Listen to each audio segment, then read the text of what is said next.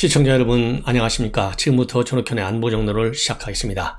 이번 시간에 말씀드릴 내용은요, 지난 8일날 윤석열 대통령이 시도지사 간담회를 대통령실에서 가졌어요. 이 분위기를요, 홍준표 시장이 지난 9일날 맨 처음 페북에 글을 올렸는데요, 굉장히 토탈했고, 그리고 전혀 격식 같은 것이 차리지 않고 그런데 구애받지 않았다. 정말 제대로 된 소탱의 자리였고 신선한 충격이었다. 뭐 아주 윤석열 대통령을 극찬하는 그러한 메시지를 올렸어요. 그리고 특히 여야 가리지 않고 시도지사들의 애로사항을 잘 듣고 또 약속해 주겠다, 이런 약속을 한 거는 굉장히 흡족을 했고 보람있는 하루였다. 이렇게 해서요, 맨 처음으로 열렸던 이 시도지사 간담회 분위기를 알 수 있었어요. 근데 오늘 말이죠, 충북지사 김영환 지사가 오늘 페북에 글을 두 번째로 올렸습니다. 그래서 지난번에 홍준표 대구시장이 올렸던 그런 분위기하고 흡사한 분위기를 전하고 있어요. 그러니까 윤석열 대통령이 몇몇 시도지사하고 한마디씩 주고받은 내용, 그리고 본인이 충북 막걸리를 2박스를 조용하게 들고 갔는데 윤석열 대통령이 술 한 잔도 안 하더라. 그러면서 배석했던 이 장관들하고 수석비서들한테 돌아다니면서 술 한 잔씩 권하지 뭐하고 앉아있느냐, 이런 얘기까지 할 정도로 굉장히 소탈하고 그랬다라는 분위기를 지금 본인의 페북을 통해서 전하고 있는데요. 자, 이 페북에 나와 있는 글을 여러분께 소상하게 전해드리면은, 우선 대통령이요, 여야 가리지 않고 모든 시도지사에게 아주 따뜻하게 대해줬는데, 특히 홍준표, 이철우 지사에게 각별하게 대해주는 것 같았다. 그래서요, 홍준표 시장에게 물어봤다고 합니다. 왜 저렇게 대통령이 깍듯하게 대해주느냐. 그러니까 홍준표 시장 그거야 그거야 검찰 후배니까 그렇지 껄껄껄 이렇게 웃었다는 거예요. 공연히 질투가 나서 내가 이렇게 한번 물어봤다라고 밝히고 있고요.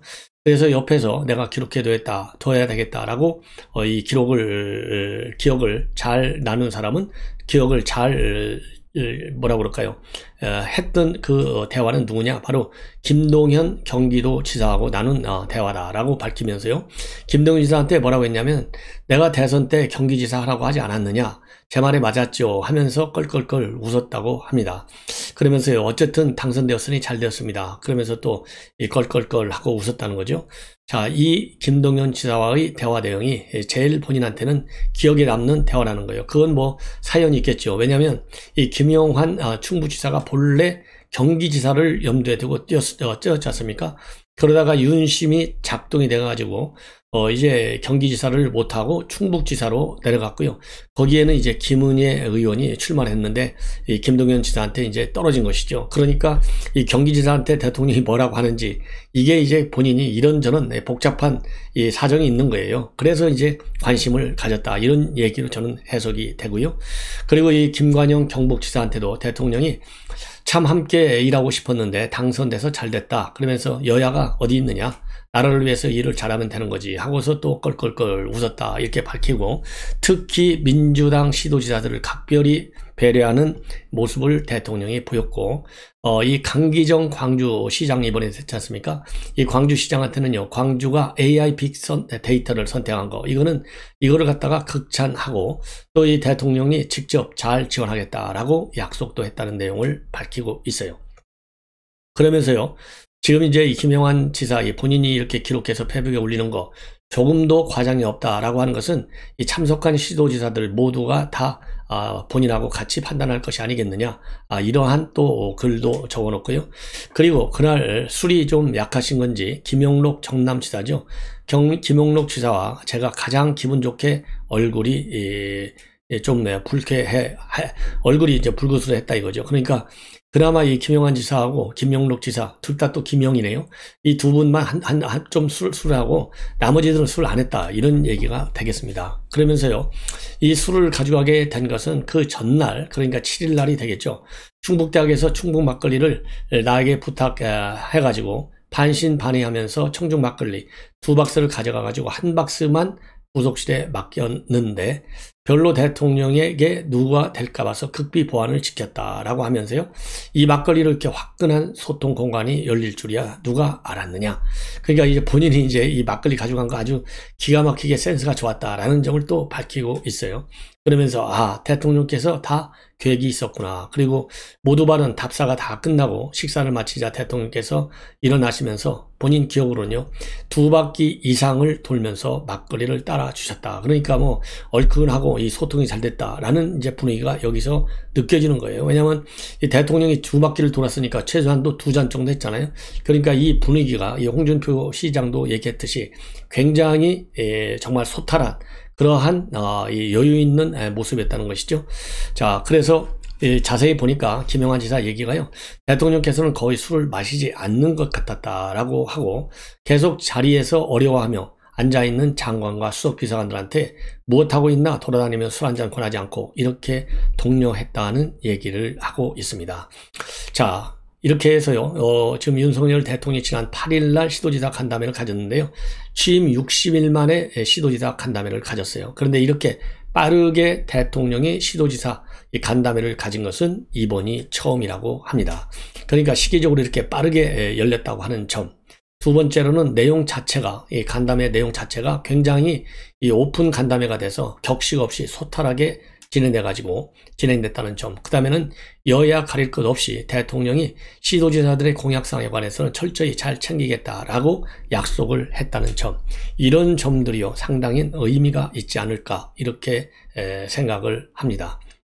그리고요 모두에 말씀드린 대로 이제 홍준표 시장이 굉장히 극찬을 하고 있는데, 자, 집권한 지 얼마 안 돼서 중앙정치 수습하기도 굉장히 어려운데 이렇게 지자체 장들을 불러줘서 굉장히 감사했고, 윤석열 대통령이 밝힌 지방시대를 여는 가장 중요한 길은 대한민국 산업의 재배치다 이렇게 언급했다라고 하는 점을 이 홍준표 지사는 밝히고 있어요. 여기에서 대한민국 산업의 재배치다 이 얘기는요, 이 지방 균형 발전, 뭐 여러분들 지금 인수위 때 김병준 전 비대위원장이 균형 발전 이 위원회 위원장을 했지 않습니까? 그런 것처럼 대한민국 산업의 재배치다라고 하는 말은 지방 균형 발전을 위해서는 그야말로 중요 사업들을 특정 지역에 편파적으로 불공정하게 배치하지 말고 제대로 공정하게 배치하라.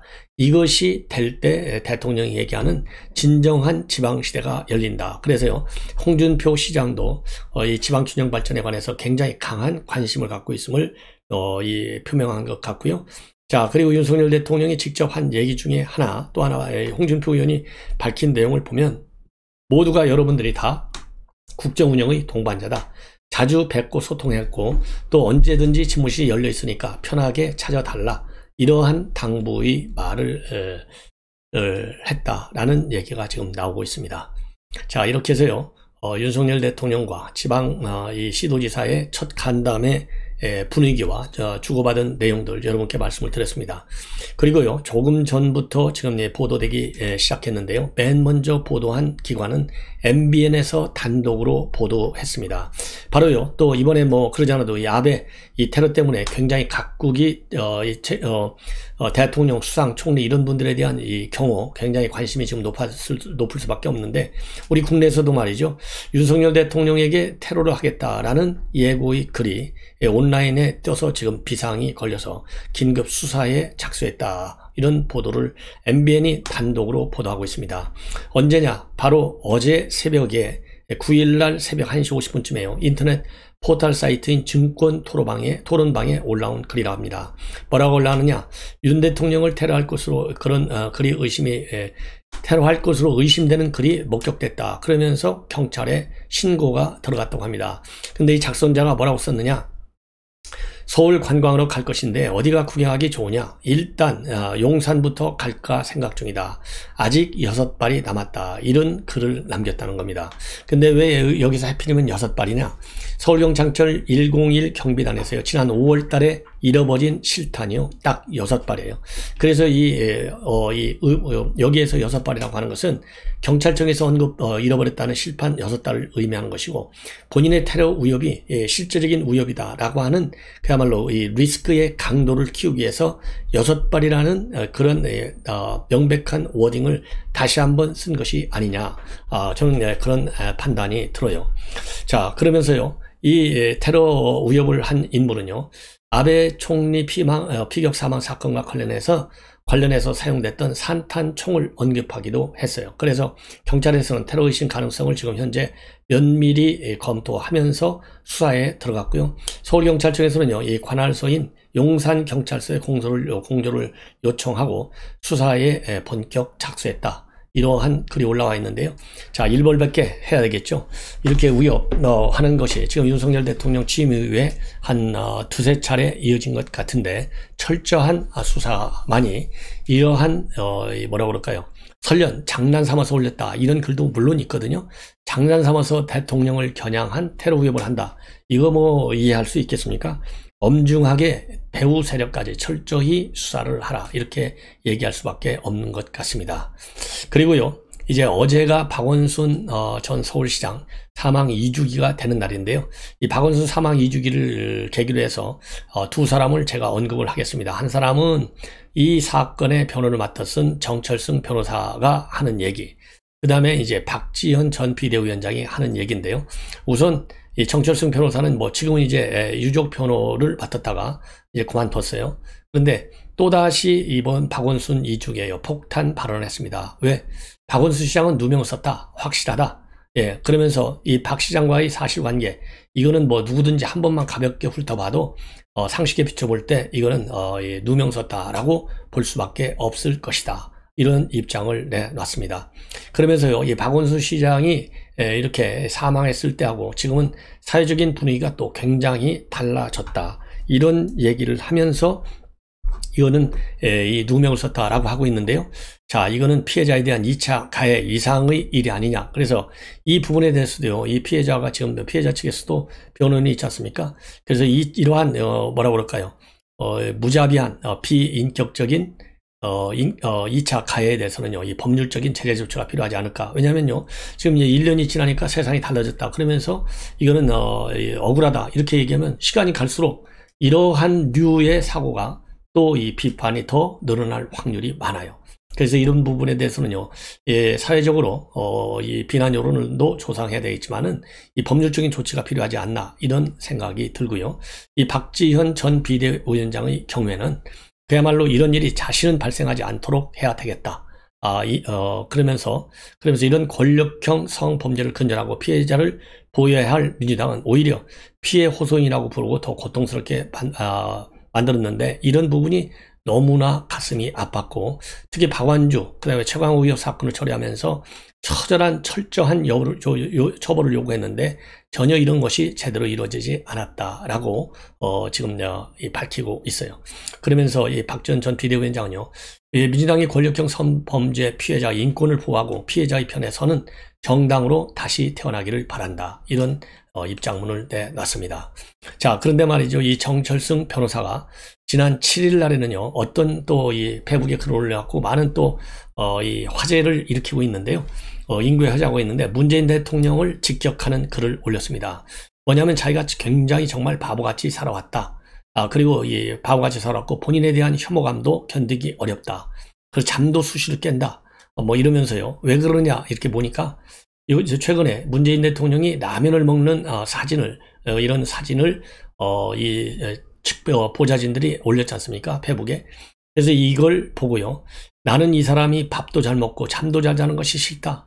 밤마다 가위 눌려서 10번씩 소리 지르며 깬다는 소식을 듣고 싶은데, 이렇게 하면서요, 이렇게 나름 똑똑하다고 본인이 생각해 왔고 자부해 왔는데 문재인 대통령을 사이코패스라고 딱 직격을 하면서요, 이런 사이코패스를 무려 5년 동안이나 몰랐다니 기가 막히다. 그러면서요, 문재인 대통령한테 뭐라고 얘기를 하느냐면, 문재인 대통령한테 묻고 싶은데 어떻게 윤석열 대통령을 신뢰할 수 있었느냐, 대가리가 비었냐, 이렇게까지 막말로 비판을 하고 있어요.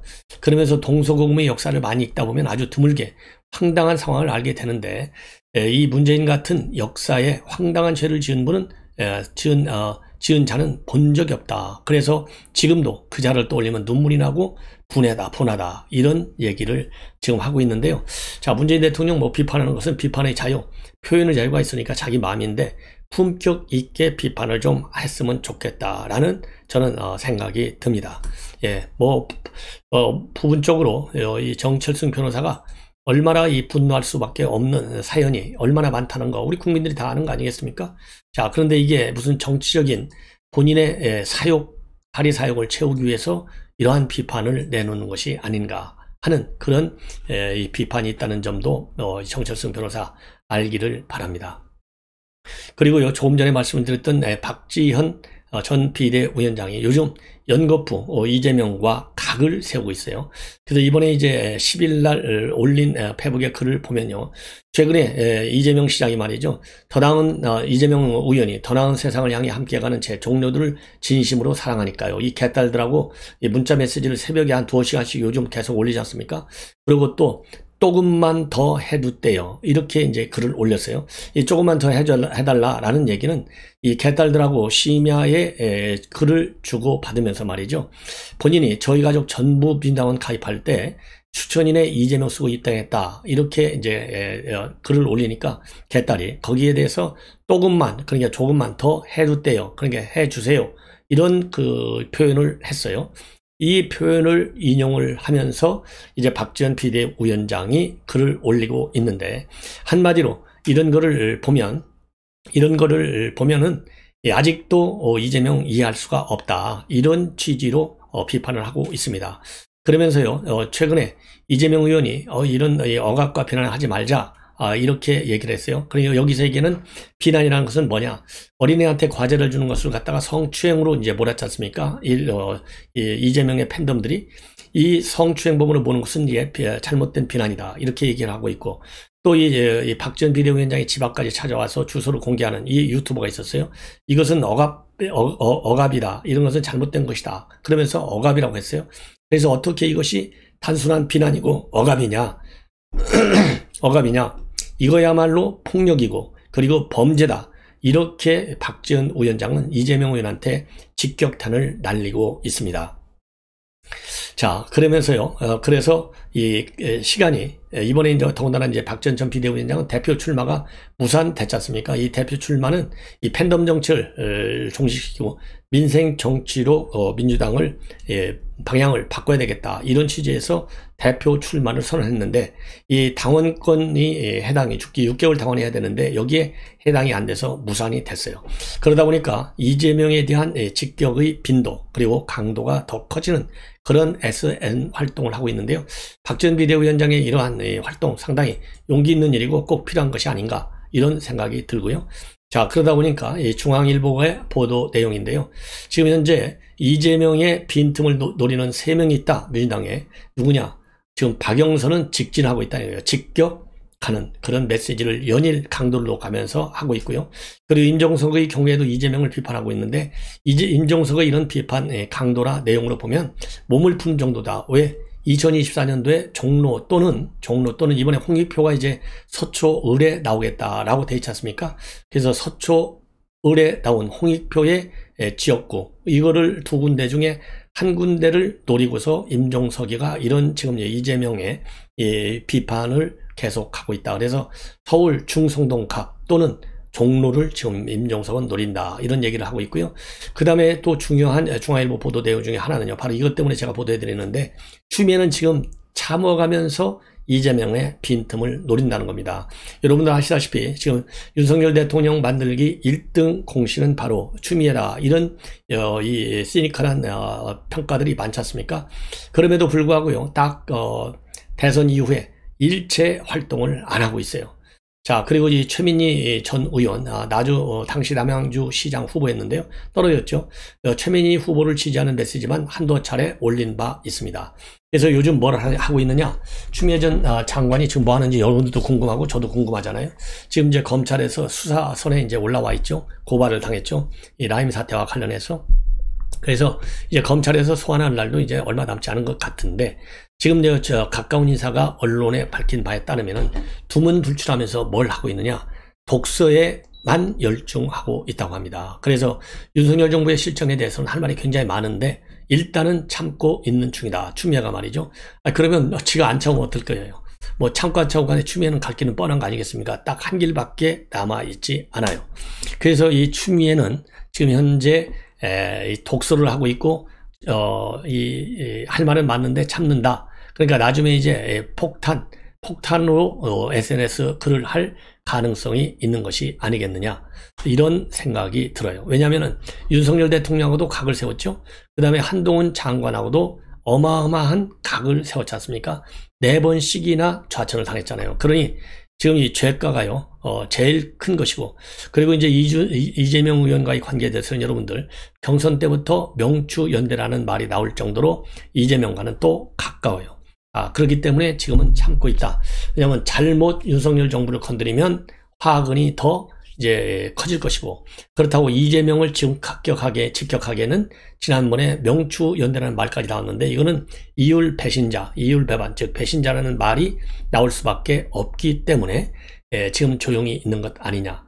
그리고 또 추장과 추미애가 말이죠, 이재명한테는 지금 현재 오히려 또 부담이 될 수 있다, 이런 측면도 감안해서 추미애가 지금 독서에만 어려울 거 꾹 참고 있다, 이런 말이 나오는 것이 아닌가 하는 생각이 듭니다. 자, 이렇게 해서요, 이번 시간에 이제 방송은 이걸로 마치고요. 바로 이어서 지금 이제 이준석과 관련된 뉴스가 많이 나오고 있습니다. 그래서 이준석 관련 뉴스를 여러분께 정확하게 압축해서 분석을 해 드리도록 하겠습니다. 시청자 여러분들께서 방송 많이 시청해 주시면 대단히 고맙겠습니다. 감사합니다.